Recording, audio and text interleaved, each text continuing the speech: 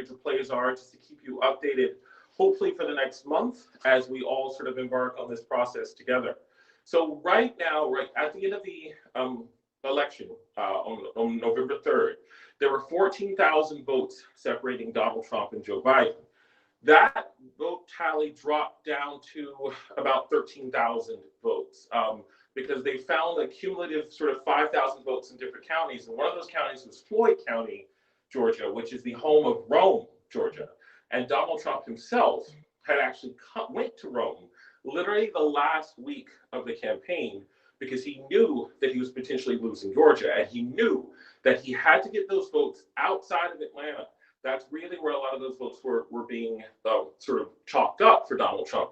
Some of those smaller counties where he ran huge numbers and was able to sort of counteract the sort of Democratic strongholds of Atlanta and Savannah and places like that. And so that was the last sort of, so what's going on is that Lindsey Graham has been pressing the Georgia Secretary of State on his electoral sort of vote counting process, which has sort of spurred a ton of complaints for Senator Graham, in addition to potential ethics complaint in the House about his behavior, which again is something that we sort of have to keep an eye on.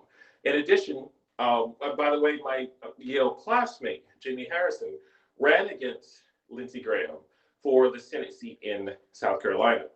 And another issue that we're talking about is the sort of pushback that a lot of people are sort of thinking that there's some potential Republican disunity going on in Georgia right now, with a lot of sort of arrows being thrown back and forth, and a lot of criticism being thrown back and forth by sort of the different parties involved.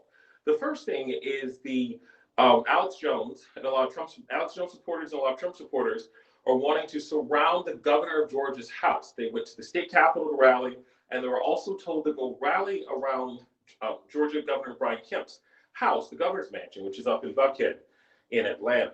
In addition to, obviously, the criticism that the Secretary of State has received by Republican folks around the country, and that has drawn a lot of attention. He sort of stood his ground and sort of testified and sort of made sure that in his estimation that the Georgia vote and the Georgia vote count is solid, that there's no evidence of voter fraud, and that everything is sort of proceeding as planned.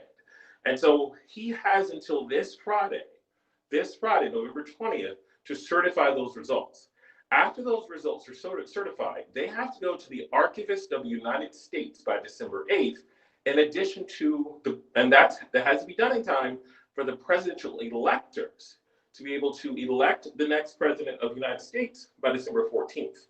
This is all happening in the middle of the Georgia Senate runoff, which is going to decide the next U.S. Senate.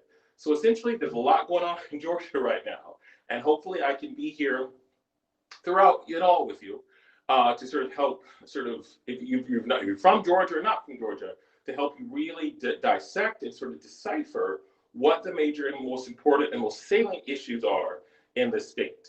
So again, this is Brad Bailey. If you have any questions, you have me on Hapsier. Send me a message anytime. I look forward to hearing from you. I look forward to seeing you and educating you about Georgia and some of the interesting aspects of this great state. So thank you very much. I hope to talk to you soon.